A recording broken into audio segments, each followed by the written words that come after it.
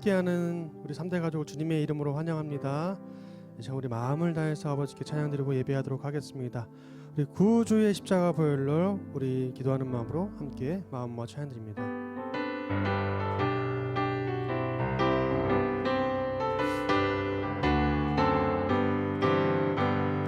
구주의 십자가 보혈로 죄 씻음 받기를 원하네. 내 죄를 씻으신 주 이름 찬송합시다.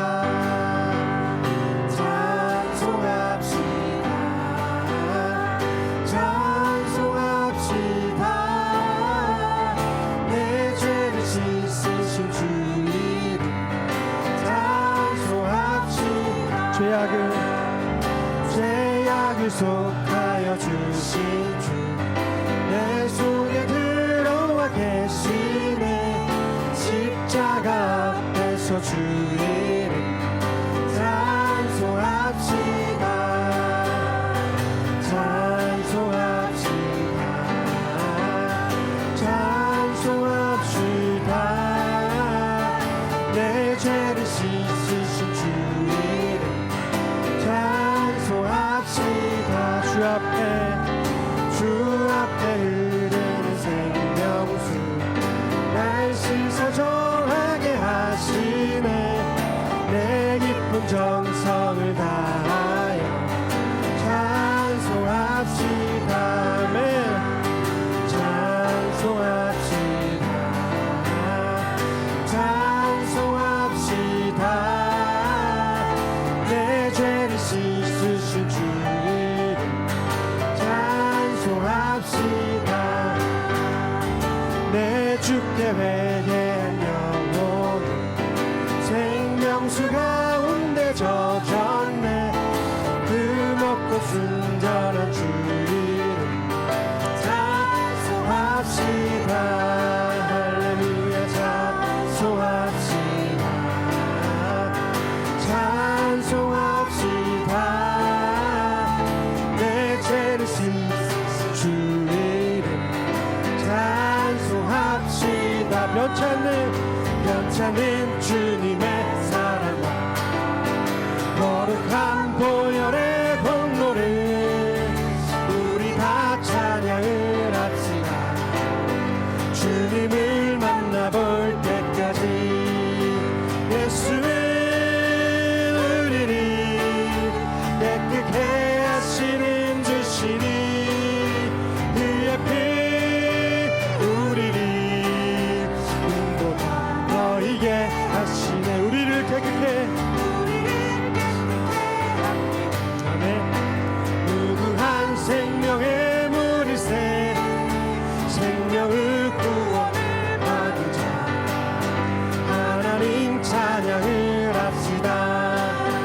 예수는 우리를 깨끗게 하시는 주시니 그의 피 우리를 눈보다 너희게 하셨네. 주님의 거룩한 보혈을 날마다 입으로 간직해 머리에 쌓으며 나가세. 천국에 들어갈 때까지 예수는 우리를 깨끗게 하시는 주시니 그의 피 우리를 눈보다 너희게 십자가 단단히 붙잡고 날마다 이기며 나가세. 머리에 면류관 쓰고서 주 앞에 찬양할 때까지 아멘.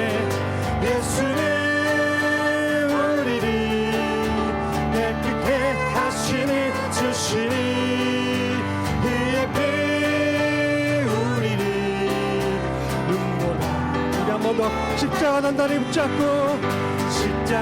단단히 붙잡고 날마다 이기며 나가세. 아멘. 머리에 면류관 쓰고서 주 앞에 찬양할 때까지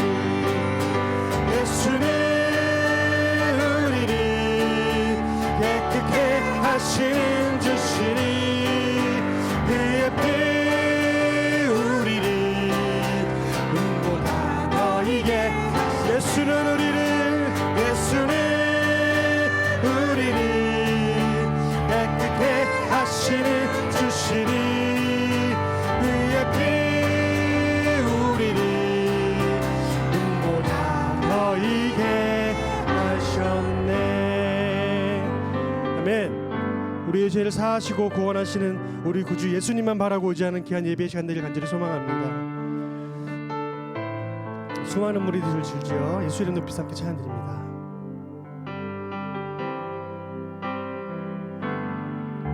수많은 무리들 줄지어 그분을 보기 위해 따르네.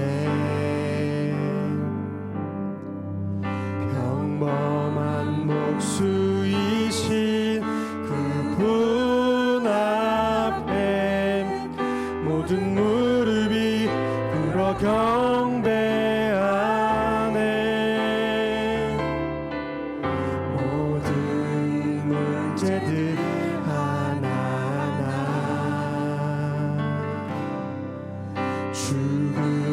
죽음까지도 이르고 생명의 근원 되신 예수 이름 앞에 모든 권세들 굴복하네.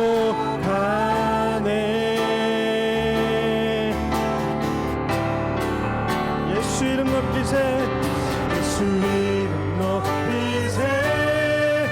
능력의 그림 예수 이름 높이세. 구원의 그림 예수 이름을 부르는 자 예수 이름을 믿는 자 예수 이름 앞에 나오는 자 복이 있도다.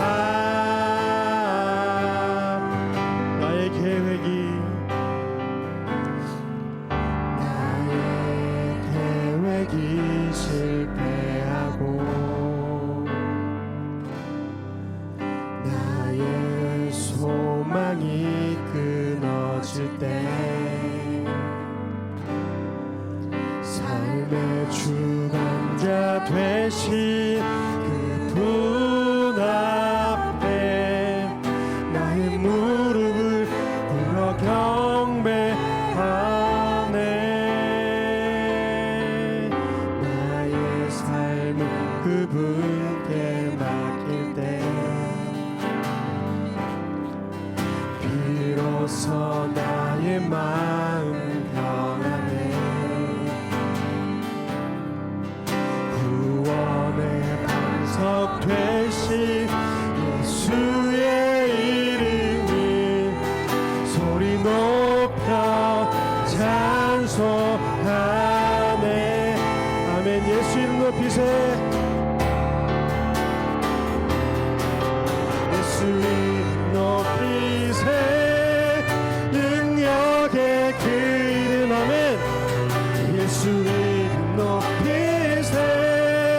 구원의 그 이름 예수 이름을 부르는 자 예수 이름을 믿는 자 예수 이름을 믿는 자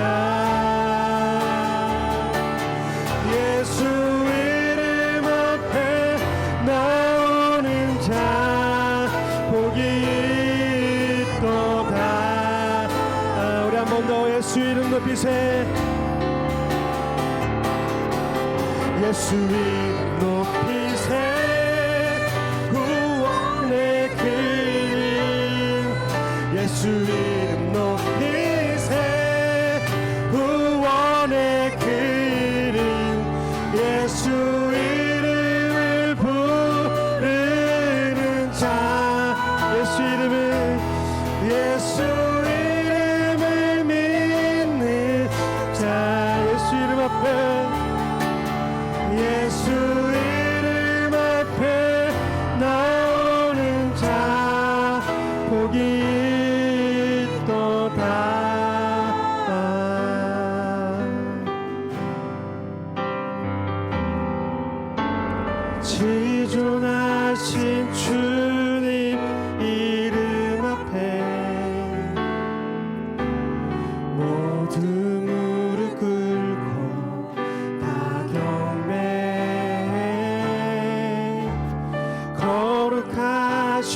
주님 보좌 앞에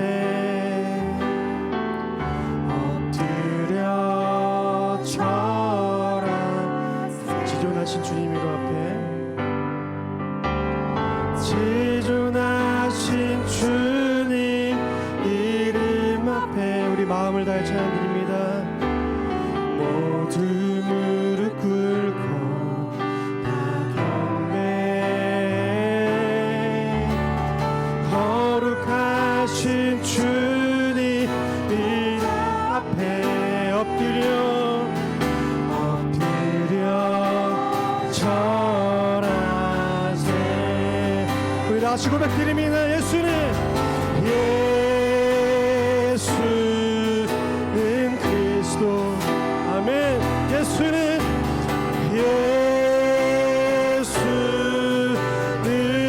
주,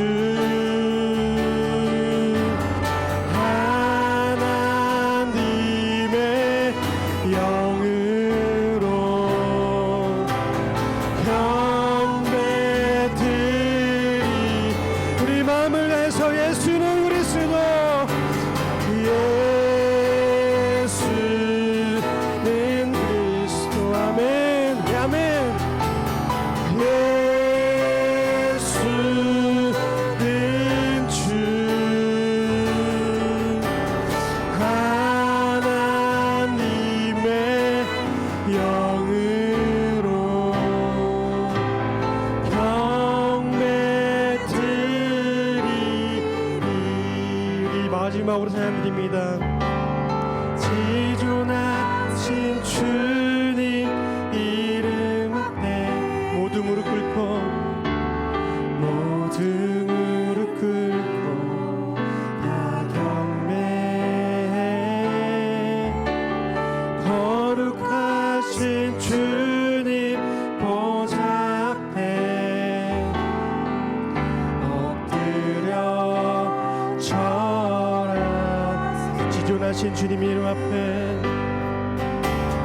지존하신 주님 이름 앞에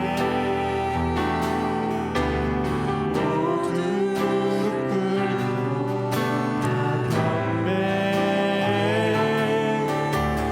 거룩하신 주님 보좌 앞에 엎드려 절하. 아멘. 능력의 이름 예수는,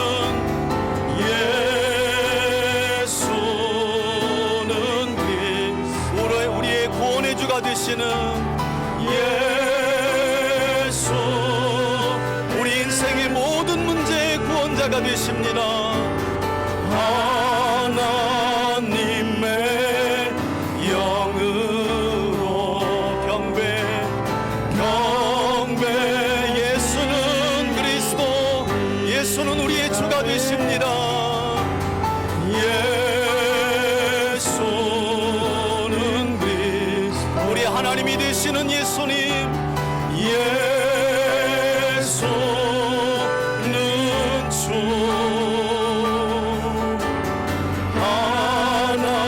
하나님의 영으로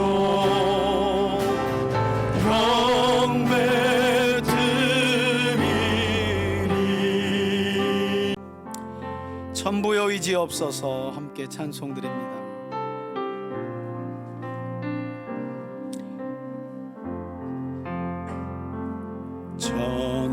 천부여 의지없어서 손들고옵니다.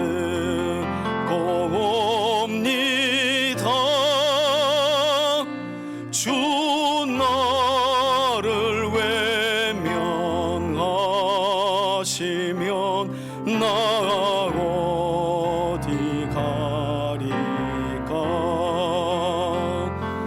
내 죄를 씻기 위하여 피고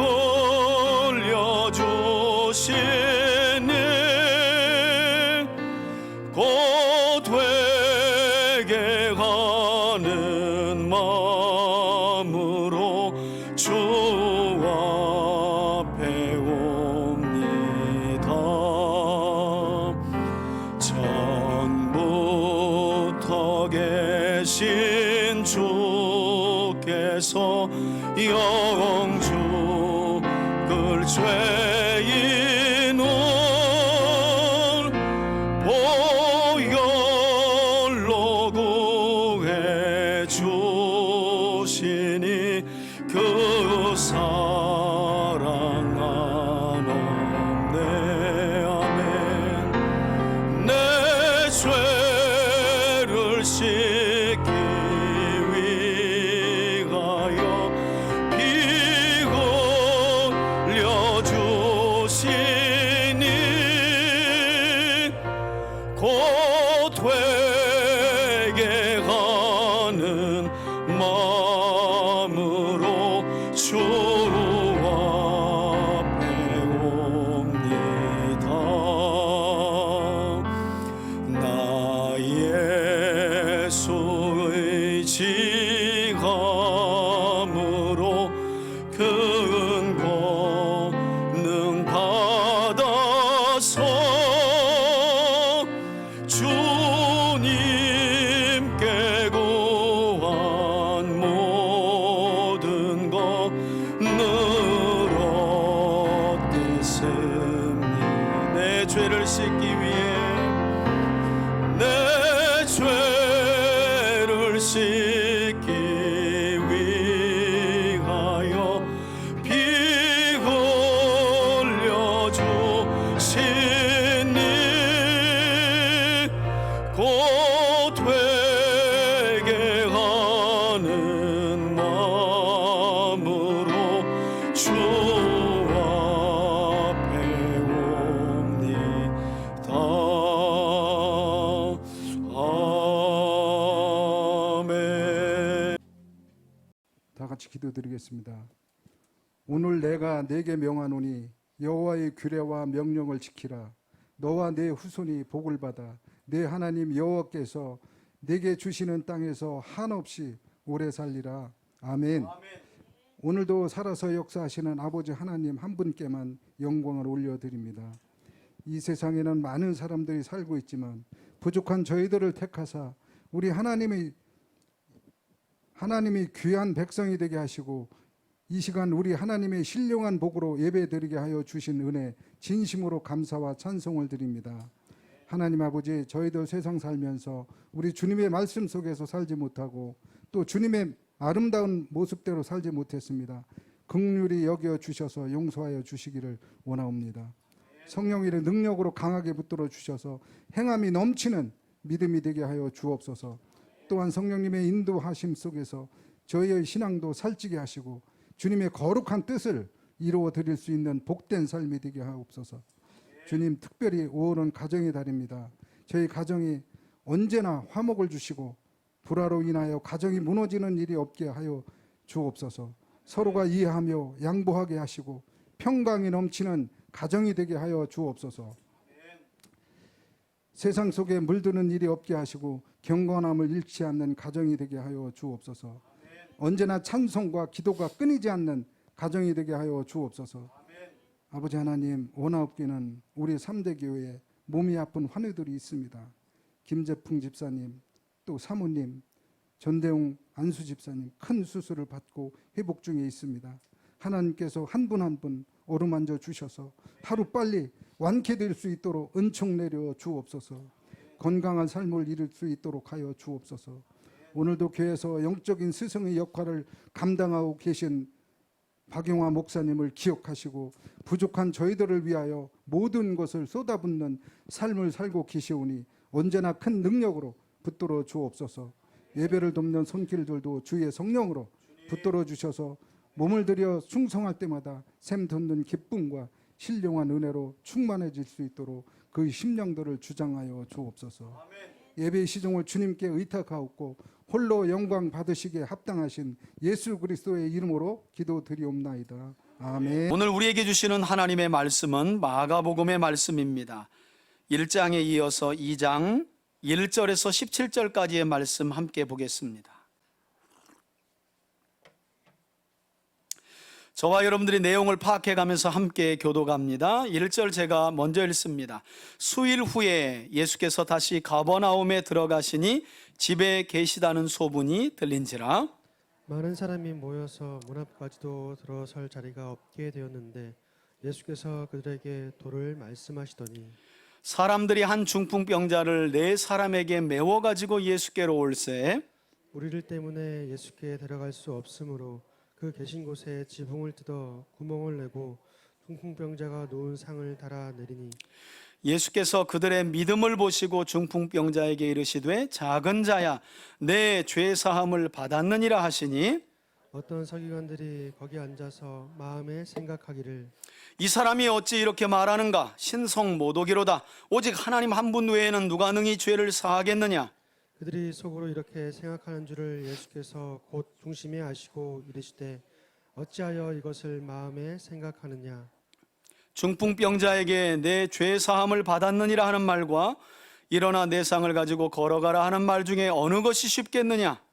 그러나 인자가 땅에서 죄 사하는 권세가 있는 줄을 너희로 알게 하려 하노라 하시고 중풍병자에게 말씀하시되 11절입니다. 내가 내게 이르노니 일어나 내 상을 가지고 집으로 가라 하시니 그가 일어나 곧 상을 가지고 모든 사람 앞에서 나아가늘 그들이 다 놀라 하나님께 영광을 돌리며 이르되 우리가 이런 일을 도무지 보지 못하였다 하더라. 예수께서 다시 바닷가에 나가심에 큰 무리가 나왔거늘 예수께서 그들을 가르치시니라.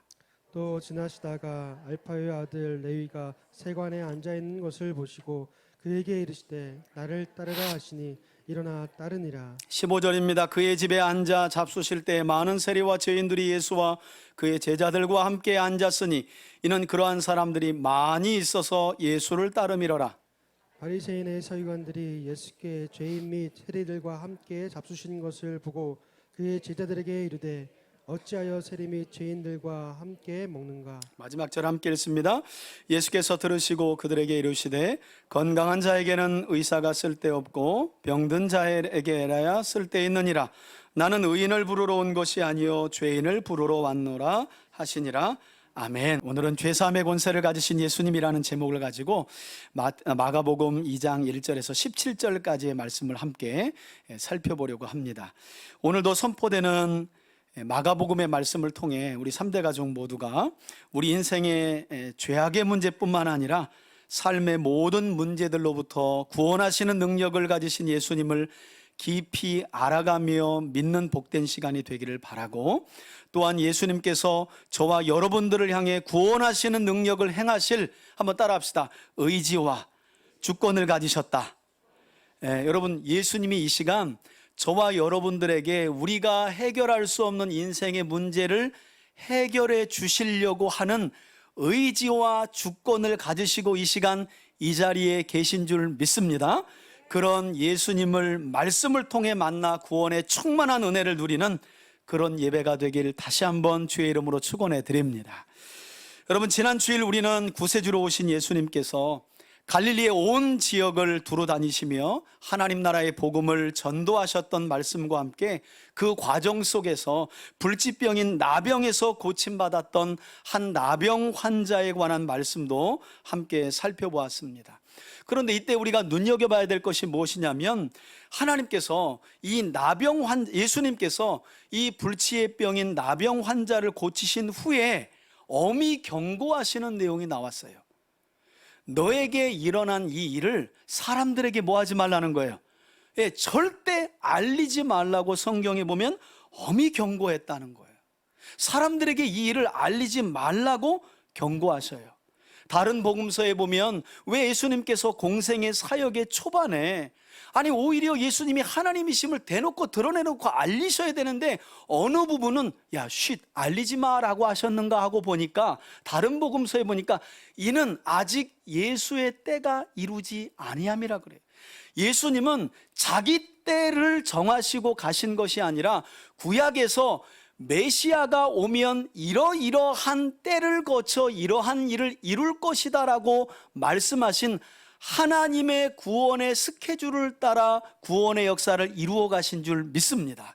그러니까 예수님이 왕 노릇하려고 이 땅에 오셔서 자 봐라 하고, 여러분 무슨 왕 놀이하러 오신 게 아니에요. 그리고 사람들로부터 인기 얻으려고 오신 게 아니라는 거예요. 인기 얻으러 왔다면 너 가서 잠잠하면 죽어 너. 왜? 그래야 예수님을 그 사람이 많이 이야기하고 많은 사람들로부터 예수님이 박수와 갈채를 받을 거 아니에요. 그런데 예수님은 사람들의 박수와 갈채와 인기 받으러 오신 것이 아니라 구약에 예언된 하나님의 말씀을 따라 죄인들을 구원하시는 사역을 하러 오셨기 때문에 정확하게 하나님의 때를 맞추어서 자신을 숨기시기도 하시고 때로는 어떻게 해요? 드러내기도 하셨다는 거예요. 그러니까 여러분, 어느 때에 드러내면 참 겸손이고 어느 때에 잘못 드러내면 참 교만이라는 거예요. 이 지혜가 필요한 거예요. 자, 이렇게 가버나움 지역에서 몰려든 사람들 앞에서 철저히 자신을 숨기셨던 예수님이셨는데, 자, 이때로부터 오늘 본문을 보면 수일이 지난 후에 예수님이 다시 이 가버나움이라는 마을로 돌아오세요. 그런데 이번에는 놀라운 일이죠. 이렇게 철저하게 불치의 병인 나병, 이건 너 조용히 알리지 마, 이랬던 예수님께서 자신의 정체를 대놓고 드러내시는, 그것도 당시 유대인들이 받아들이기에는 상당히 충격적인 방법으로 예수님의 정체를 드러내시는데, 그 내용이 바로 오늘 우리가 함께 살펴볼 본문에 기록이 돼 있어요. 어느 때에는 구원의 때가 이르지 않았고 아직 하나님이 정하신 때가 이르지 않았기 때문에 철저하게 자신의 정체를 숨기셨던 예수님이 오늘 본문에 보면 아예 드러내놓고, 그냥 드러내는 게 아니라 그 자리에 있는 사람들이 다 자빠져 버려요. 에? 예수가? 이러면서 예수님이 자신의 정체를 밝히자 또 일부 사람들은 시험에 들기도 하고, 드러내놓고 자신의 정체를 밝히시는 장면이 오늘 본문에 기록이 되어 있다는 거예요. 그러면 어느 때에는 왜 숨기셨고 예수님이 왜 이 현장에서는 자신의 정체를 드러내셨는가? 그 이유가 있겠죠. 오늘 본문을 읽어가다 보면 왜 예수님이 이런 자신의 정체를 이렇게 밝히시는지를 알게 됩니다. 자, 그럼 1절부터 천천히 본문의 말씀을 살펴보도록 할까요? 1절입니다. 수일 후에 예수께서 다시 어디로 오셨다고요? 가버나움에 들어오시니 예수께서 집에 계시다는 소문이 사람들에게 이미 또 다 퍼진 거예요. 대부분의 학자들은 이 집이 베드로의 집이었을 것이라고 설명하는데요, 아마도 예수님은 당시 교통과 문화의 요충지와도 같았던 이 갈릴리 지역의 가버나움을 갈릴리 지역에 복음을 전하기 위한 일종의 복음기지, 전초기지로 삼으셨던 것으로 보여요. 그래서 이 참 흥미롭게도 여러분, 이 가버나움이라는 마을의 이름의 뜻이 한번 따라해 볼까요? 위로의 마을. 여러분, 구약의 선지서 중에 이런 선지자의 이름이 있죠. 나훔 있어요, 없어요? 예, 있는데 잘 모르고 낯설고 안 만나봤죠, 그죠? 여러분, 나훔이라는 선지자는 요나 선지자가 니느웨에 보내진 때로부터 대략 한 150년 뒤에 다시금 아수르의 수도인 니느웨에 대한 심판을 선언하기 위해 보내진 선지자가 나훔입니다. 이 나훔이라는 선지자의 이름이 위로자라는 뜻이에요. 아니, 나훔이 왜 위로자일까 하고 생각해 보니까 이스라엘의 원수 나라였던 아수르의 심판을 전했기 때문에 나훔의 심판 예언은 이스라엘 백성들에게 뭐가 된 거예요? 위로가 된 거죠. 하나님이 이스라엘의 원수 나라를 심판하시겠다고 하였으니 이 나훔의 예언은, 그의 이름은 위로가 된 거예요. 그래서 여러분, 이 가버나움이라는 말은 카파르나움이라는 뜻이에요. 위로의 마을이라는 뜻이에요. 여러분, 예수님의 공생의 사역 전체를 살펴보면 예수님은 병든 자와 사회적으로 소외된 자와 죄인들을 뭐하는 사역이에요? 위로하는 사역이죠. 그래서 예수님이 갈릴리 지역에서 이 카파르나움이라고 불리는 가버나움, 위로의 마을을 복음의 전초기지로 삼으신 이유도 있어요. 여러분, 성경에는 그냥 마을의 이름이 우연히 지나가는 마을의 이름은 없습니다. 지명도 항상 본문과 연관이 돼 있고요, 사람의 이름도 본문과 연관이 돼 있습니다. 때로는 마을의 이름도 본문과 연관이 돼 있어요. 그냥 우연히 지나가는 마을의 이름이나 사람의 이름은 결단코 없습니다. 그런 점에서 예수님이 갈릴리 지역의 이 카파르나움이라는 위로의 마을을 전초기지 삼으신 이유가 있어요. 왜? 예수의 사역은 어떤 사역이에요? 위로하시는 사역이에요. 할렐루야. 오늘도 그 예수님을 예배하는 저와 여러분들을 우리 주님이 말씀을 통해 은혜 주시며 위로하실 줄 믿습니다. 왜냐하면 예수님은 위로자로 오신 분이에요.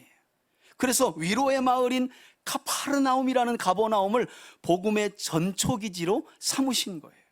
자, 이처럼 이 땅에 참된 위로자로 오신 예수님께서 다시금 위로의 마을이라 불렸던 이 가버나움에 들어오셨다는 소문이 퍼지자 2절 말씀 보세요. 수많은 사람들이 다시 모여듭니다. 심지어는 문 앞까지 들어설 자리가 없게 되었다라고 말해요. 그야말로 문전성시를 이룬 상황인데요. 그런데 이렇게 각종 병에서 고침받기 위해, 그리고 귀신 들림에서 해방되고자 몰려던 많은 사람들을 앞에 두고 오늘 본문에도 보면, 우리 지난주에도 그런 말씀 함께 나눴지만, 예수님은 병든 자를 고치거나 귀신 들린 자에게서 귀신을 먼저 쫓는 것이 아니라 무엇을 항상 우선순위에 세우세요?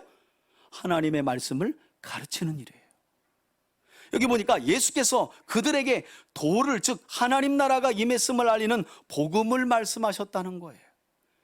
그래서 동일한 사건을 기록하고 있는 누가복음 5장, 여러분 마가복음 2장 위에 보면 이 사건이 마태복음에는 어디에 기록되어 있고 누가복음에는 5장에 기록되어 있습니다 라고 나와 있죠. 그래서 누가복음 5장에 보면 아예 이 이야기의 시작을 이렇게 설명하고 있어요. 누가복음에는 이 중풍병자에게 죄사함을 허락한 이 이야기의 시작이 예수께서 하나님 나라의 말씀을 가르치실 때라고 하면서 이 이야기가 아예 시작하고 있어요. 그러니까 예수님은 뭐 하러 오신 거예요? 하나님 나라의 복음을, 하나님 나라의 말씀을 선포하러 오신 거예요. 여러분 오늘 예배 시간 왜 오셨나요? 하나님의 말씀을 들으러 오신 것인 줄 믿습니다. 예배는 하나님의 말씀, 곧 천국 복음을 우리 마음에 심어주시는 하나님의 은혜를 덧입기 위해 오는 거예요. 그 안에 병치료도 있고 마음의 힘듦도 위로받고 내 인생에 되지 않는 문제도 거기서 해결되는 거지. 근데 어떤 분들이 그런 은혜를 못 받고 돌아가냐면 해결이 먼저인 분, 이런 분들은 예수님을 만날 수가 없어요. 내 소원이 항상 앞서는 분, 오늘 가면 내가 이거 얻어오겠다고 하는 분들은 예수님의 말씀을 듣지 못하기 때문에 말씀을 통해 임하는 구원의 은혜를 누리질 못하고 그냥 돌아가는 거예요. 근데 어떤 분들이 은혜를 누리느냐? 이 문제는 내 힘으로는 안 돼, 누구의 도움으로도 안 돼. 오늘 내가 예배하는 예배의 대상인 예수님께 답이 있어. 그분의 말씀이 진리야.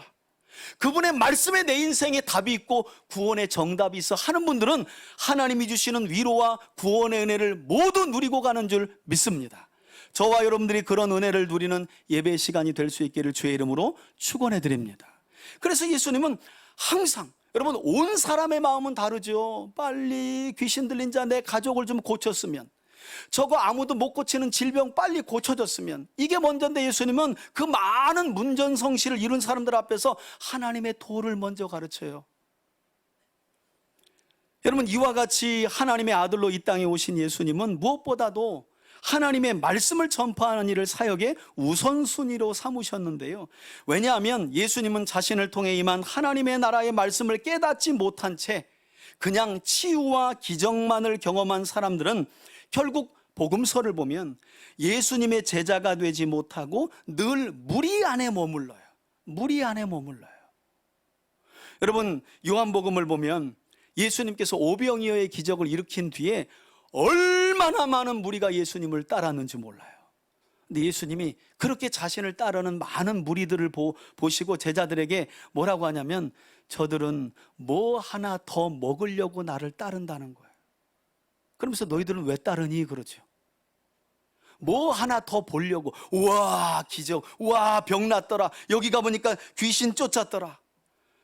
여러분 이것은 하나님 나라의 말씀이, 진리와 생명의 말씀이 선포되면 자연스럽게 하나님의 주권과 의지 안에서 일어나는 구원의 은혜의 역사인 줄 믿으시길 바랍니다. 그래서 예수님은 하나님의 도를 먼저 가르치는 것을 항상 우선순위 삼으신 거예요. 왜? 도를 받아들이지 않는 사람은 암에서 나아도 결국이요, 그 건강한 몸을 가지고 주님을 떠나요.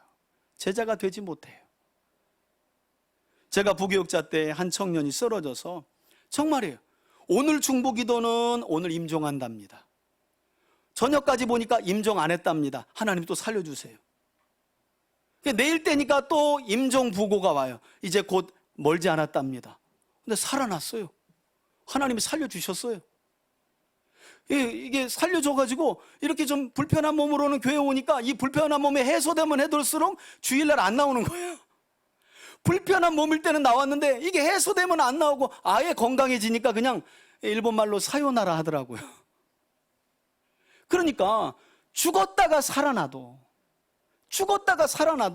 진리의 말씀을 듣지 못한 사람들은 그 기적과 치유가 하나님을 경외하는 믿음의 자리로 이끌지 못한다는 거예요. 그러니 예수님이 하신 일은 먼저 뭐예요? 예수님도 고치고 싶지요. 귀신을 쫓아보내 자유롭게 하는 걸 먼저 해주고 싶지요. 그러나 그것은 진리의 말씀을 그가 선포되고 받아들이면 자연스럽게 일어나는 일이니 주님은 그걸 성급해하지 않은 거예요. 진리의 말씀을 받고 예수가 그리스도이심을 믿으면 온전한 구원이 그에게 임하기 때문에, 할렐루야. 그래서 주님은 그것을 항상 먼저, 여러분 아니나 다를까 이런 주님의 염려가 현실로 드러납니다. 여러분 예수님께서 지금 갈릴리 온 지역을 다니고 어디로 다시 들어오셨다 그랬어요? 어떤 마을로? 가버나움이죠. 여러분 마태복음 11장을 보게 되면 예수님께서 이처럼 가장 많은 기적과 치유를 베푸셨던 마을이 세 곳 나와요. 벳세다, 그 다음에 고라신, 그리고 그 중에 하나가 가버나움이었어요. 근데 충격적이게도 우리가 읽을 건데 제일 많은 병치유와 귀신 들린 자들이 나갔는데 이 세 마을 사람들이 제일 안 믿었다는 거예요.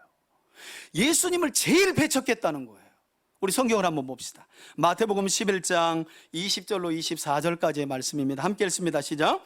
예수께서 권능을 가장 많이 행하신 고울들이 회개하지 아니하므로 그때 뭐 하셨다고요? 책망하시되 21절 시작. 화 있을진저 벳세다야, 너희에게 행한 모든 권능을 두로와 시돈에서 행하였더라면, 여러분 두로와 시돈은 이방 나라에서 행하였더라면 이런 말이에요. 타 지역에서 행하였더라면 이런 말이에요. 함께 읽습니다. 그들이 벌써 베옷을 입고 제에 앉아 회개하였으리라. 내가 너희에게 이르노니 심판날에 두로와 시돈이 너희보다 견디기 쉬우리라. 이제 나오죠. 23절 시작. 가버나움아, 내가 하늘에까지 높아지겠느냐? 음부에까지 낮아지리라. 내게 행한 모든 권능을 소돔에서 행하였더라면 그 성이 오늘까지 있었으리라. 마지막 24절입니다. 시작. 내가 너희에게 이르노니 심판날에 소돔 땅이 너보다 견디기 쉬우니라 하시니라. 아멘.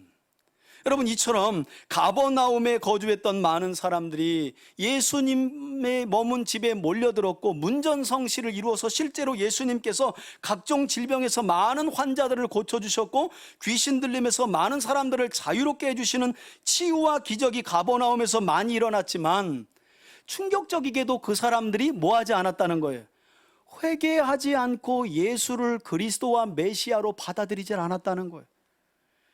예수님을 하나님으로 약속된 구원의 주로 받아들이질 않았다는 거예요. 그래서 제가 성경 강좌 때 뭐라 그래요? 신비주의적인 신앙생활에 뿌리를 내린 사람들은 경건하고 건강한 신앙생활을 할 수 없어요. 제가 그걸 많이 봤거든요. 제가 섬겼던 교회가 또 그랬어요. 뭐 귀신 들린 자 나가고요, 병 치유 나가니까 사람들이 구름대와 같이 몰려들더라고요. 근데 딱 6개월 가요. 6개월 기준으로 사람들이 계속 도는 거예요. 왜? 계속 봤던 거니까 이제 흥미가 떨어지는 거예요. 처음 와서 그 목사님이 안수를 받을 때 막 뜨겁고 눈물이 막 흘려요. 아니 먼저 있었던 목사님이나 이 목사님이나 다른 목사님이나? 은혜는 하나님이 주시는 건데? 그러니까 기분 따라 감정 따라 뭔가 신비한 체험 따라 움직이는 사람들이 이래. 그리고 6개월 지나니까 계속 안수하니까 안 뜨거운 거예요. 자기 마음이 식은 줄을 몰라. 그리고 그때부터 뭐 해요? 또 다른 부흥에 쫓아다니고 또 다른 목사님의 손바닥을 쳐다보면서 또 따라다니는 거예요. 이러기를 수년. 여러분 송탄에 많습니다. 그런 분들. 이 교회 저 교회 자기 믿음이 문제인지를 모르고 그냥 여기서 무슨 일이 있다면 우르르 갈려서 구경하고 저기서 병치료됐다면 우르르 갈려가고 저기서 귀신 나간다 그러면 또 우르르 달려가. 근데 이분들이 참 희한한 게 뭔지 아세요? 하나님의 도를 가르치면 도를 가르치면 못 들어요. 못 들어. 참 희한하대. 누가 병 치우놨다 그러면 눈이 그냥 자다가도 이렇게 떠지는 거예요. 그러니까 온전하고 건강한 신앙생활을 할 수가 없지요. 마치 가버나움에 살면서 제일 많은 치유와 귀신 들린 자들이 떠나가는 기적을 체험했지만 회개하지 않았던 이 가버나움 사람들처럼, 저는 그런 점에서 우리 3대 가족들 모두가 이 시간 예배를 통해 선포되는 하나님의 말씀에 귀를 기울여 잘 깨닫기를 바라고, 또 말씀 가운데 임하시는 하나님 나라의 눈을 떠서 단순히 이 예배의 시간이, 주님을 만나는 시간이, 하나님의 복음이 선포되는 이 시간이 내 기도 제목과 소원 정도를 이루는 그런 예배와 우리의 믿음이 아니라, 그래서 무리에 계속해서 머무는 신앙이 아니라 하나님의 말씀 앞에 신실하게 반응하는 주님의 제자들로 세워져 가는 저와 여러분들이 될 수 있기를 주의 이름으로 축원해 드립니다.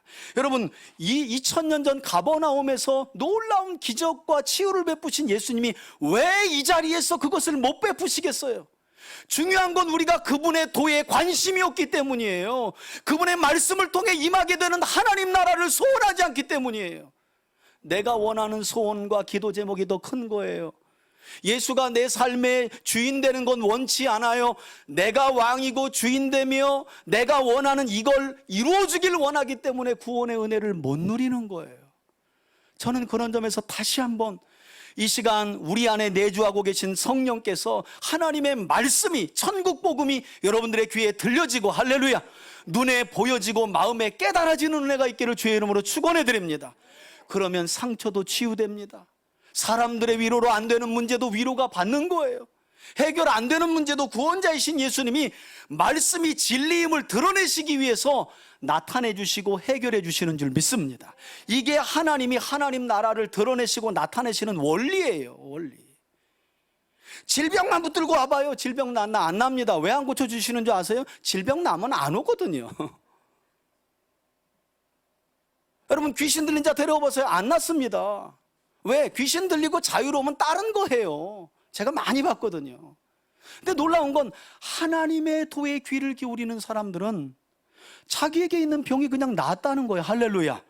자기는 그렇게 이 병을 가지고 간절히 기도도 안 했다는 거예요. 그런데 의사에게 가서 보니까 그거 없어졌는데요. 그런 일들 우리에게 얼마나 많은 간증으로 들려요. 그분이 막 하나님 이거 아니면 나 교회 안 나가요 막 이렇게 막 하나님 협박하면서 기도하나요? 아니에요. 그냥 하나님의 도에 귀를 기울이고 말씀 가운데 임하는 하나님 나라에 마음의 소원을 두니까 그 하나님 나라가 임할 때 질병이 말라버리는 거예요. 할렐루야. 죄가 떠나가고 귀신들의 악한 영들이 떠나가 버리는 거예요.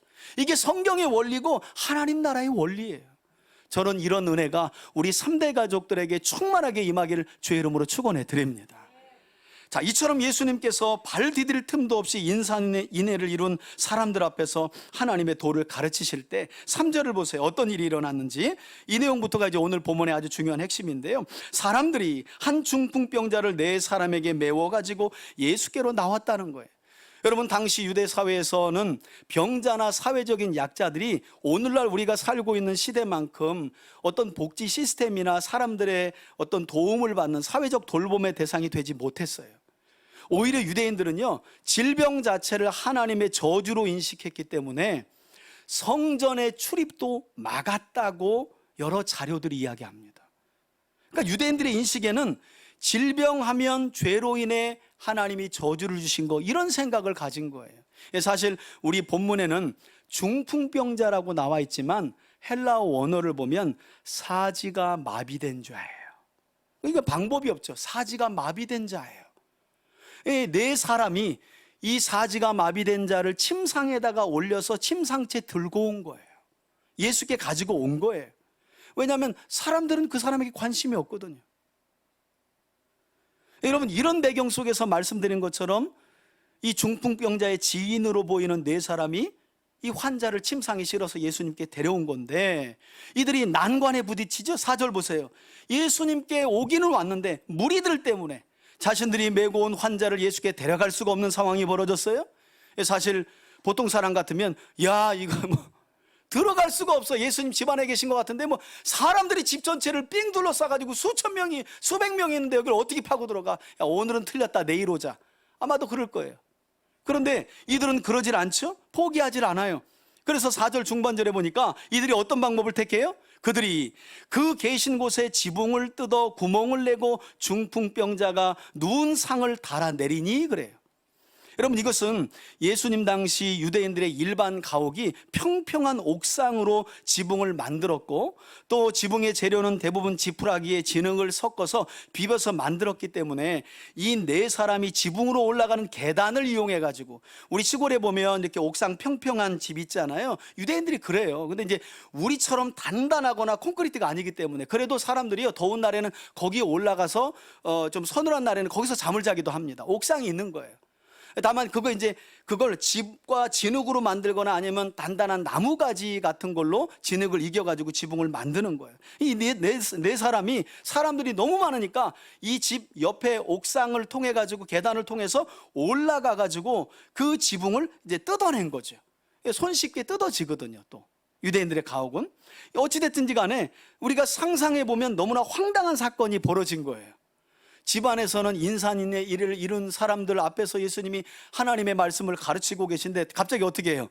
부지직 소리가 나더니, 여러분 생각해보면 제가 지금 막 설교를 하는데 여기가 부지직 거리더니 여기가 열리고 먼지가 막 떨어지면서, 그런데 거기서 뭐가 내려와? 하나님이 내려오면 할렐루야인데 이건 완전히 사지가 마비된 병자가 침상에 실려가지고 쭉 내려오면 할렐루야 하다가도 입이 쏙 들어가잖아요, 말이. 이 할렐루야가 안 나오잖아요. 얼마나 황당한 광경이겠냐고요. 그런데 여러분 5절 보세요. 5절에 보니까 예수님께서 그 황당한 광경 중에 무엇을 가장 먼저 보셨는지 보세요. 예수께서 뭘 보셨대요? 그들의 믿음을 보시고, 할렐루야, 믿음을 보셨다는 거예요. 상당히 흥미로운 말씀이죠. 여러분, 보통 사람 같으면 집안에 있는데 지붕이 뜯겨지고 그 사이로 환자가 실린 침상이 내려오면 그 자체로 아마 넋이 나갈 거예요. 이거 뭐야 이거 아마 넋이 나갈 거예요. 더욱이나 당시 예수님은 조금 전 우리가 읽었던 것처럼 하나님의 도를, 말씀을 가르치고 계신 상황이었어요. 어떤 점에서 이 4명의 이 중풍병자를 메고 지붕을 뜯어 침상을 내린 이 사람들은요, 지금 예수님이 하고 계신 상황을 보면 매우 무례한 행동으로도 보일 수 있는 거예요. 하나님 말씀을 가르치고 계신데 천장을 뜯어가지고 침상을 내려? 사실 예수님이 불쾌해할 수도 있는 장면이거든요. 그런데 놀랍게도 이런 어이없는 상황 중에 우리 예수님의 눈에 가장 먼저 들어온 것은 뭐였느냐? 중풍병자를 구세주이신 예수님께 데려오면 반드시 나을 것이라는 믿음을 가지고, 그 믿음으로 계단을 올라가 지붕까지 뜯어 환자를 내렸던 이 네 사람들의 행동을 통해 드러난 참된 믿음이 예수님의 눈에 먼저 들어왔다는 거예요. 저는 하나님을 믿고 하나님을 예배하는 여러분들의 믿음이 이와 같이 행동과 삶으로 주님께 보여질 수 있기를 주의 이름으로 축원해 드립니다. 여러분, 믿음은요, 드러나는 거예요. 믿음은 결단코 말에서 땅으로 떨어지지 않아요. 진짜 믿음을 가지면 그 믿음은 믿음을 가진 사람의 삶을 완전히 바꾸어 놓는 거예요. 그래서 신약 성경의 기자인 히브리서 기자는 히브리서 11장 6절에 우리가 잘 아는 어떤 말씀을 우리에게 가르쳐 주고 있나요? 우리 앞에 보시고 한번 읽어볼까요? 히브리서 11장 6절입니다. 함께 읽습니다. 시작. 믿음이 없이는 하나님을 기쁘시게 하지 못하나니 하나님께 나아가는 자는 반드시 그가 계신 것과 또한 그가 자기를 찾는 자들에게 뭘 주신다고요? 예, 구원의 상을 주시는 이심을 믿어야 할지니라 그래요. 여러분, 이 말씀 그대로 예수님은 이렇게 믿음을 가지고 주님을 찾아온 네 사람으로 인해, 그러니까 그들의 믿음을 보셨다라고 하는 것을 굳이 이 침상을 메고 온 네 사람만 그들이라고 볼 필요는 없어요. 침상에 메어온 환자의 믿음도 그들 안에 포함될 수 있어요. 그래서 주님은 이 중풍병자에게 뜻밖의 오늘 히브리서 11장 6절에서 우리가 읽었던 말씀처럼 놀라운 상을 베풀어 주시죠. 어떤 상을 베풀어 주십니까? 6절 중반에 보세요. 중풍병자에게 이르되, 뭐라고 말씀하세요? 작은 자야, 내 죄사함을 받았느니라 하시니 그래요. 사실 원어를 보면 의역이 참 마음에 이렇게 와닿아요. 예수님이 이 중풍병자를 향해 뭐라 그러냐면 아가야 그렇게 불러요. 작은 자야라는 말이 아가야 그렇게 불러요. 그러니까 하나님이 예수를 믿는 저와 여러분들을 어떤 심정과 마음으로 보시는지, 죄와 죄로 인한 고통 가운데 살아가는 자들을 어떤 마음으로 보시는지 이 한 대목에서 알 수 있어요. 저거 죽여야지 이런 게 아니에요. 죄와 죄로 인해 찾아온 고통 가운데 방황하고 고통받는 사람들을 주님은 뭐로 보신다고요? 아가야 이렇게 보신다는 거예요. 원어가 그래요. 우리말은 그냥 작은 자야 소자야 이렇게 했지만 원어는 아이고 아가야 이렇게 보시는 거예요. 하나님이신 예수님이. 사실 우리는 예수님이 속죄의 어린 양으로 이 땅에 오셔서 십자가를 지셨다는 사실을 이미 알고 있기 때문에 이 현장에서 예수님께서 중풍병자를 앞에 두시고 작은 자야 내가 너의 죄를 사노라라는 이 말씀 자체가 이런 예수님의 모습과 말씀이 낯설지가 않죠. 그런데 여러분 2000년 전 예수님의 말씀이 선포되는 이 현장에 있었던 유대인들에게는요 하늘과 사람들이 극노할 만한, 이걸 우리가 이제 한자성어로 천인공노라 그러잖아요. 예수님의 이 말씀은 천인공노할 그런 말씀이었다는 거예요. 왜냐하면 당시 유대인들에게 있어서 죄사함은 범접할 수 없는 하나님만이 하실 수 있는 일이에요. 죄 없으시고 거룩하신 하나님만이 죄인의 죄를 용서할 수 있는 거예요. 더욱이나 이 용서는 어디에서 주로 이루어졌어요? 구약에서는 죄인들이 죄를 지면 제물을 가지고 어디로 가서, 그렇죠, 성전에서 속죄의 제물을 드렸을 때 제사장이 하나님을 대신해서 네가 속죄의 제물을 드렸으니 피 흘렸으니 이제 하나님이 죄를 사해 주셨다라고 선포하는 거예요. 성전에서 이루어지는 일이에요. 그런데 제사장도 아닌 목수 요셉의 아들 예수가, 그것도 성전도 아닌 곳에서 무슨 속죄의 제물을 드리는 상황도 아닌데 중풍병 환자를 두고 내가 너의 죄를 용서한다라고 말했으니 이것이 당시 유대인들에게는 얼마나 큰 도발적이고 충격적인 말로 들려졌겠냐는 거예요. 우리는 헷갈릴 수 있는데 한마디로 말하면 예수님이 중풍병 환자를 놓고 내가 너의 죄를 사한다는 말은 예수가 누구라는 말이에요? 하나님이라고 드러낸 거예요. 자 봐라, 내가 여호와 하나님이다. 이 말을 다른 말로 내가 너의 죄를 용서한다 이렇게 드러내신 거예요. 그래서 동일한 본문을 기록하고 있는 누가복음 5장에는 이때 갈릴리 지역과 유대와 예루살렘으로부터 내려온 바리새인들과 율법학자인 서기관들이 그 자리에 있었다고 부연 설명하고 있는데요, 그들이 예수님께서 하신 이 기가 막히고 충격적이고 도발적인 말씀을 듣고 어떤 반응을 보였다고 하느냐면 6절 보세요. 그들 중 어떤 서기관들이 거기 앉아 있다가, 이건 입으로 내뱉은 말이 아니에요. 어디에 생각한 거예요? 심중에, 마음에 생각하기를. 자 보세요, 성경은 조금 전 중풍병자와 그를 메고 왔던 사람들의 주님이 뭘 먼저 보셨다 그랬어요? 역시 마음과 믿음을 먼저 보셨어요. 이번에도 그 자리에 앉아있는 서기관들의 마음과 생각을 주님이 들여다보셨다고 말씀해요.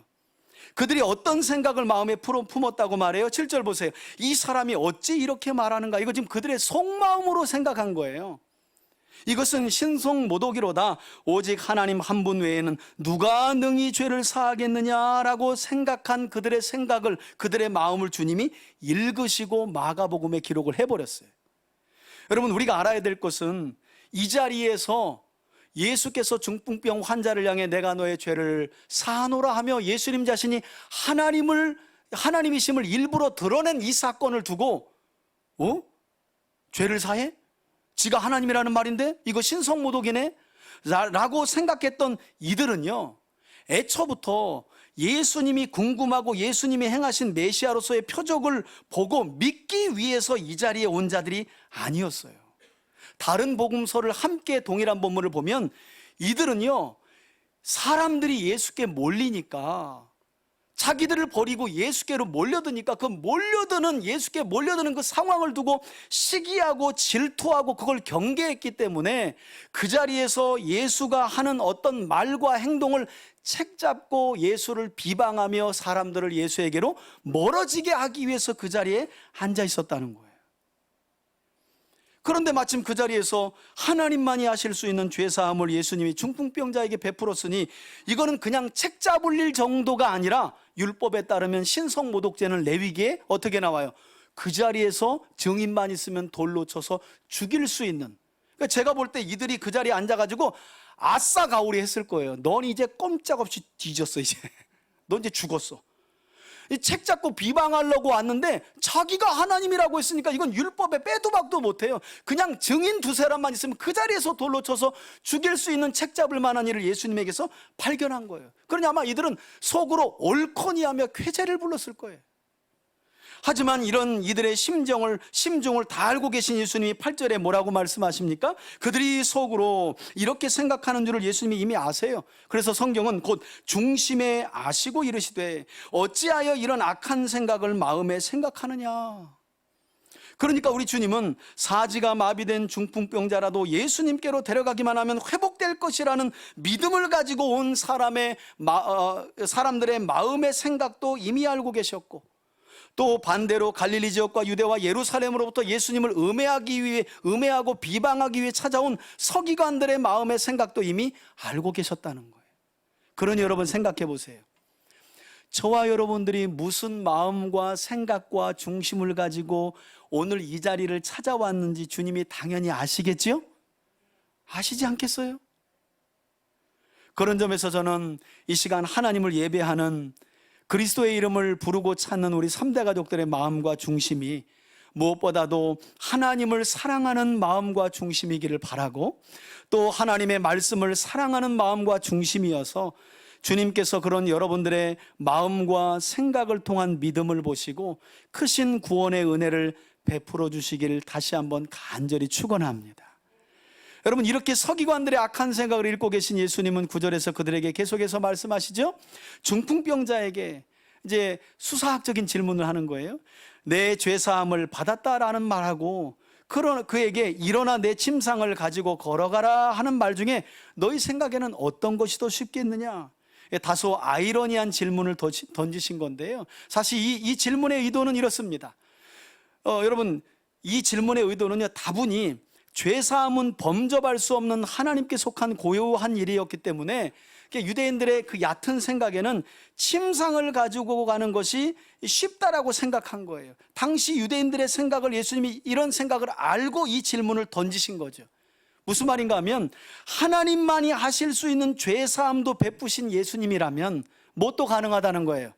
사지가 마비된 자를 일으켜서 그가 그 침상을 가지고 집으로 돌아가게 하는 일도 가능하다라는 거예요. 그러니까 여러분, 예수님께서 왜 마지막에 이 사지가 마비된 중풍병자에게 침상을 가지고 걸어가라라고 했는지를 아셔야 돼요. 그냥 그의 병을 고치는 것이 목적이 아니라 그가 일어나 걸어갈 때 예수님이 먼저 하신 어떤 말씀이 성취된 걸로 믿겠어요? 죄사함을 받았다. 아, 저분이 죄사함을 주시는 하나님이구나. 그 말씀이 아니고서는 일어나 걸어가라 라는 말씀도 이루어질 수 없기 때문에. 그래서 이런 거를 전문용어로 뭐라 그러는 거예요? 그 고수업 칠 때 뭐라 그래도만 하나로 두 개 얻는 거 일타쌍피라 그래요. 예수님이 그냥 여러분 야 잡아라 구경거리 이런 게 아니에요. 일어나 걸어가라는 말은 봤지, 내가 죄를 살 수 있는 하나님이심을 명확하게 드러난 사건이 바로 침상을 들고 일어나 걸어가라 하신 내용이라는 거예요. 그러면서 하신 말씀이 10절이죠. 그러나 예수님이 내가 하라고 말씀하지 않고 다니엘 선지자가 강하신 주님을 언급할 때 사용했던 인자라는 표현을 자신에게 적용하세요. 인자가 땅에서 죄를 사하는 권세가 있는 줄을 너희로 알게 하려 하노라 하고, 즉 예수님은 병든 자를 고치는 기적의 수행가로 이 땅에 오신 것이 아니라 죄인들의 죄를 속죄하시기 위해 하나님의 아들이심을 드러내신 거죠. 그리고 곧이어 중풍병자에게 11절에서 뭐라고 말씀하세요?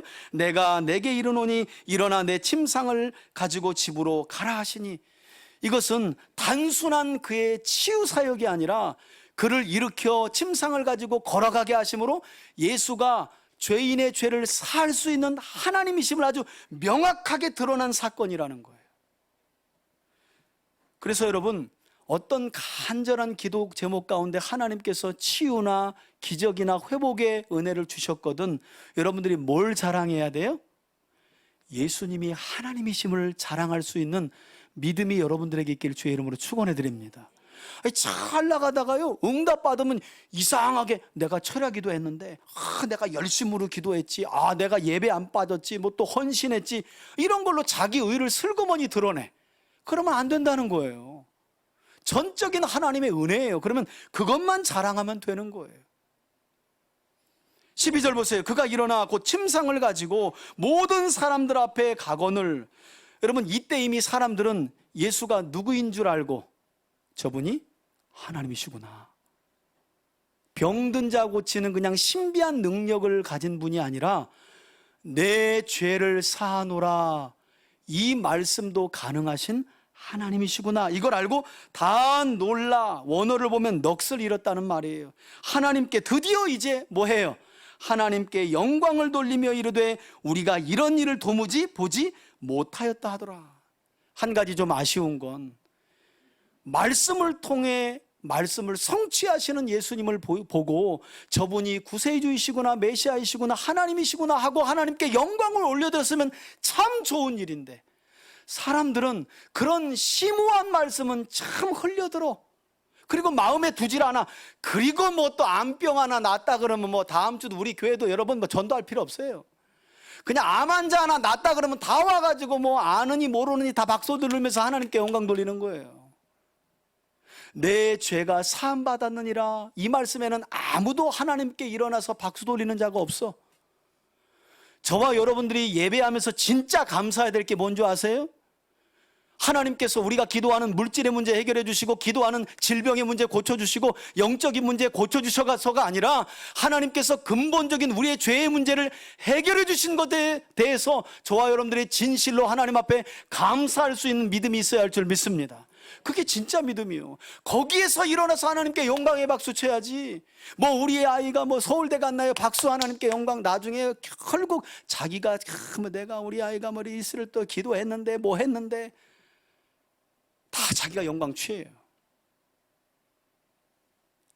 어찌 보면 이런 반응은 당연한 반응이기도 해요. 왜냐하면 이런 일을 하신 분은 예수님밖에 없었으니까.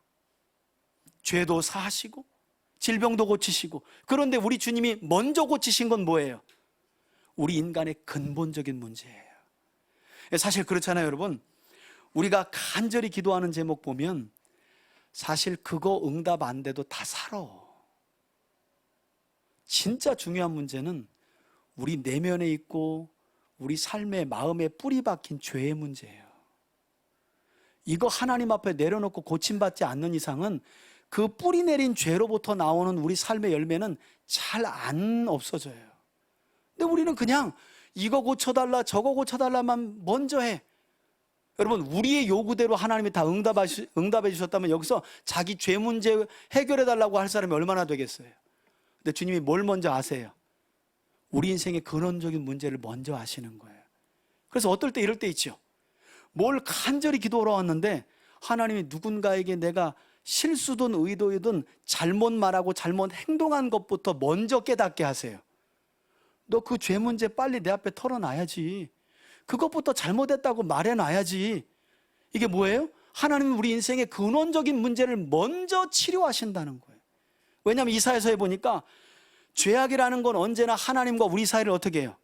갈라놓는다 그러잖아요. 그러니까 예수님도 중풍병자가 왔는데 죄악의 문제를 먼저 치료하시고 침상을 가지고 일어나 걸어가라 그래요. 저는 그런 점에서 우리 3대 가족들이 하나님께 드리는 이 예배 시간을 통해 다시 한번 여러분들이 당면한 여러 가지 삶의 외적인 문제들 뿐만 아니라 여러분의 내면적이고 영적인 죄악의 문제들까지도 주님 앞에 내려놓음으로, 회개하고 돌이킴으로 책망받는 여러분들이 아니라 그 죄악의 문제가 해결받고 또 예수님께서 저와 여러분들에게 베풀어 주시는 사죄의 은총을 충만하게 누리는 저와 여러분들이 되시길 주의 이름으로 축원해 드립니다. 여러분, 이렇게 예수님은 자신이 죄사함의 권세를 가지신 하나님이심을 드러내신 후에 오늘 이후의 내용을 보면 당시 유대 사회에서 죄인의 대명사로 불렸던 한 죄인을, 세리를 제자로 부르세요. 그 내용이 13절이죠. 마지막 단락 한번 볼까요? 13절입니다. 예수께서 다시 갈릴리에 있는 바닷가에 나가심에, 가버나움의 집에서 이제 밖으로 나가신 거예요. 여전히 예수님의 소문을 듣고 큰 무리가 나왔거늘 예수께서 그들을 어떻게 하셨다고요?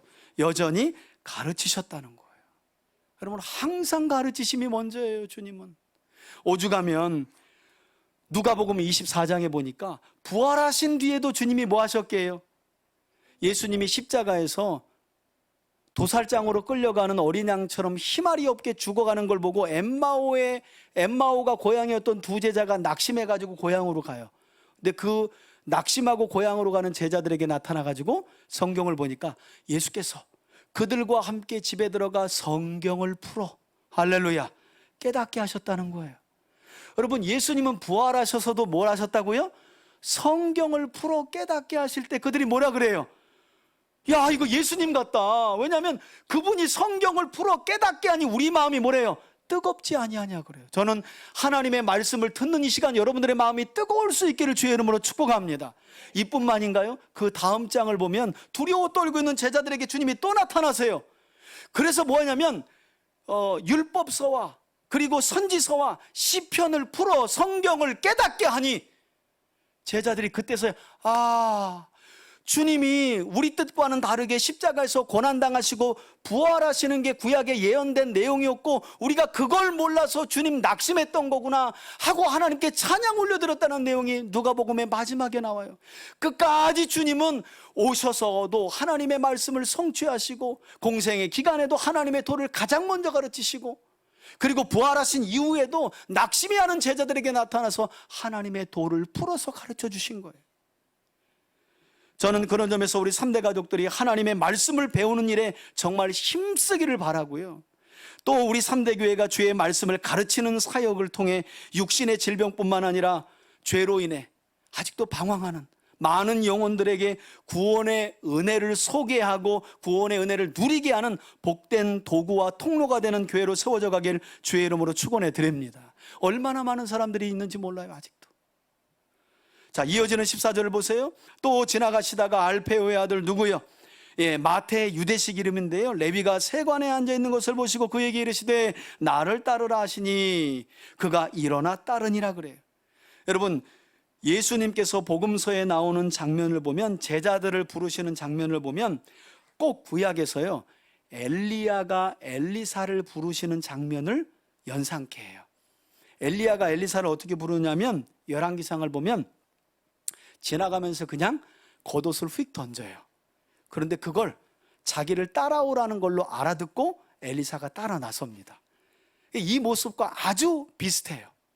예수님이 그냥 아무런 말씀만 나를 따르라, 뭐 나를 따라오면 월급이 얼마고 무슨 뭐가 있고 그런 거 없어요. 그냥 나를 따르라. 엘리야가 엘리사에게 말했더니 그냥 그 자리에서 일어나서 엘리사가 따른 것처럼 똑같은 상황. 이처럼 세리마태는 다른 제자들과 마찬가지로 예수님의 부르심에 즉시로 순종할 뿐만 아니라 동일한 이야기를 기록하고 있는 누가복음 5장을 보면 놀라워요. 세리마태가 모든 것을 버리고 예수를 따랐다는 거예요. 모든 것을 버렸을 뿐만 아니라 오늘 본문에 보면요, 새로운 인생을 시작하게 하신 예수님. 왜냐하면 당시 이 세리들은요 유대인들로부터 매국노 취급을 받으면서 기피 대상이었거든요. 함께 밥 먹으면 부정해진다고 생각해서 밥도 못 먹고 세리 직업은 성전에 출입도 못했어요. 그런 세리마태 자신을 제자로 부르셨으니 세리마태가 자기 집에서 큰 잔치를 베풀었다는 거예요. 그 내용이 15절 나오죠? 여러분, 혹시 예수님 믿고 집에서 좀 잔치 베푸셨나요? 지금도 늦지 않으셨어요? 잔치 준비하시고 전화 우리 교우들 부르세요. 아니, 천국을 받았는데 천국이 그렇게 작아 보여요, 여러분? 집에서 잔치해도 모자르죠. 새로운 삶을 시작했다며. 직장에서 승진하면 그냥 감사원금 내고 그냥 모여 이러다가 한 통 낼게. 근데 왜 하나님이 구원하셨다는 그걸 새로운 삶을 시작하게 하셨는데 왜 잔치 안 해요? 잔치하세요. 그리고 저 부르세요. 맛있는 거 가서 먹게. 잔치를 베푼 거 15절 보세요. 이에 예수께서 세리마태 집에 가신 거예요. 그의 집에 앉아 잡수실 때에, 유대인들은 식사할 때 여러분 약간 이렇게 비스듬히 눕습니다. 그게 식사 형태예요. 그러니까 비스듬히 누워서 먹는 식사는 아무하고나 하지 않아요. 가족이나 동료나 친한 사람들과만 식사하는 겁니다. 근데 이게 문제가 된 거예요. 왜? 이 자리에 누가 많았대요? 죄인과 세리들이 여기에 떼거지로 있는 거예요. 절대 한 가족이 되면 안 되는, 이들과 함께 있는 자체가 부정하다라는 인식을 가진 유대인들 앞에서 예수님이 또 한 번 충격적인 모습을 보이는 거예요. 세리 마태의 집에 가가지고 보세요. 잡수실 때 많은 세리와 죄인들이 예수와 함께 그의 제자들과 함께 앉았으니, 앉았다는 말은 무조건 식사했다는 말로 알아들으시면 돼요. 이는 그러한 사람들이 거기 많이 있어서 예수를 따름이라.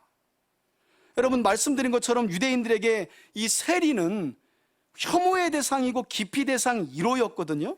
그런데 예수님이 가면 안 되는 죄인의 집에 들어간 것뿐만 아니라 제자들과 함께 마치 그들과 가족이 된 것처럼 앉아가지고 식사를 하고 있는 거예요. 이게 바리새인들과 유대인들이 볼 때는 어이구 아니 그가 뭐 랍비라 그러더니 성경 좀 안다 그러더니 뭐 메시아라 그러더니 어떻게 저렇게 율법을 어기는 부정한 자들과 식구가 된 것처럼 식사할 수 있냐고.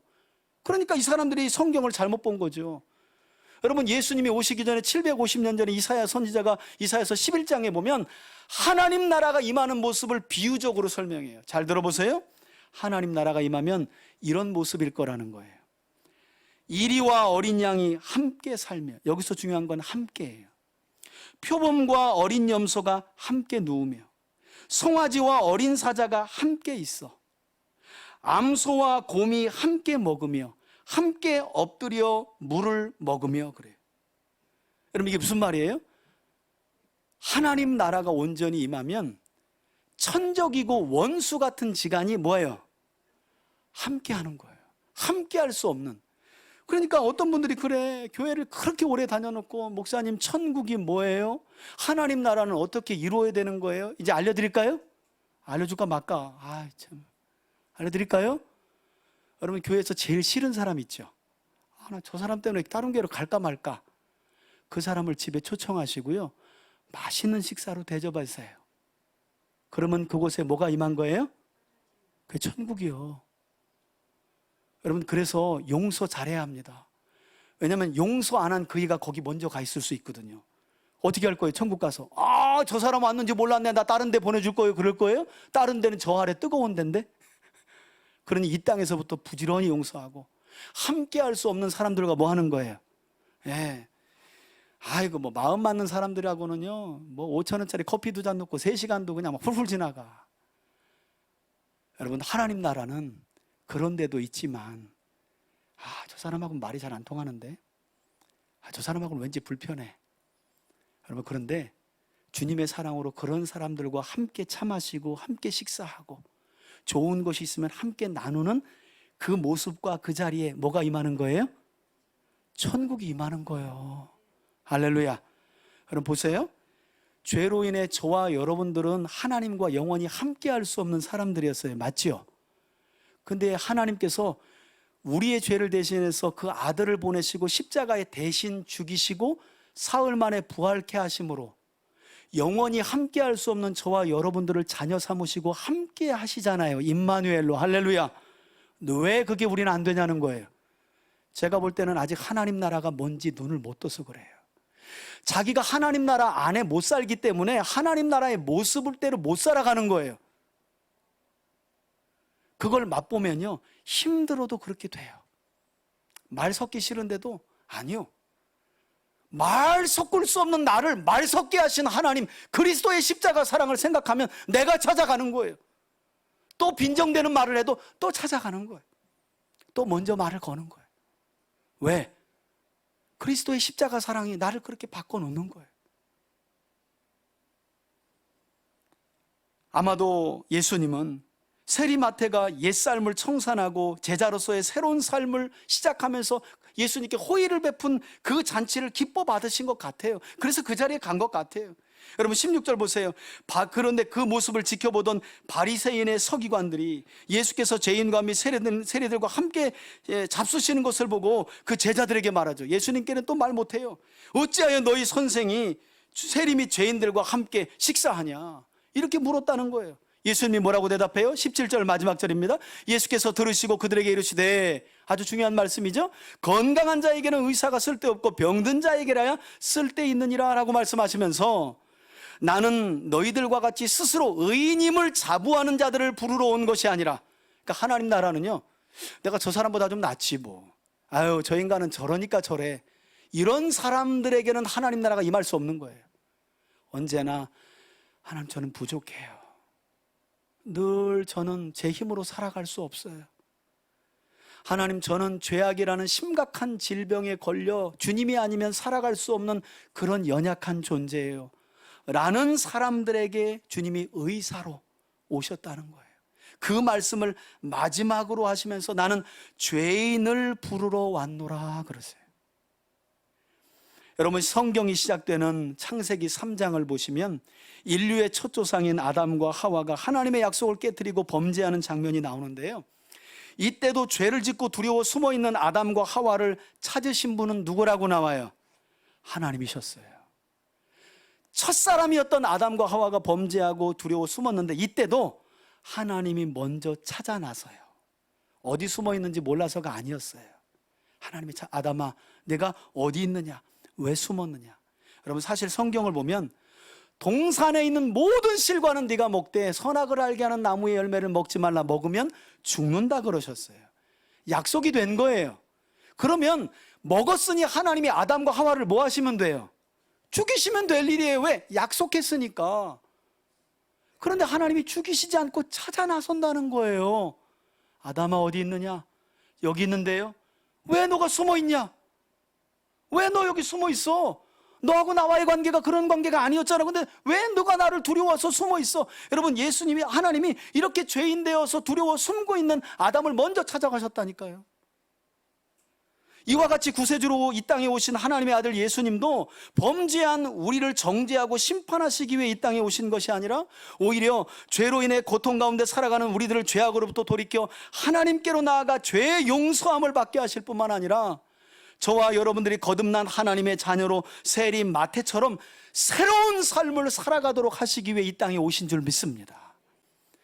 여러분, 이 시간도 저와 여러분들이 믿음을 가지고 메우지 않으면 안 되는, 어쩌면 영적인 마비 증상을 가지고 살아가는 우리 이웃들이 얼마나 많은지 몰라요.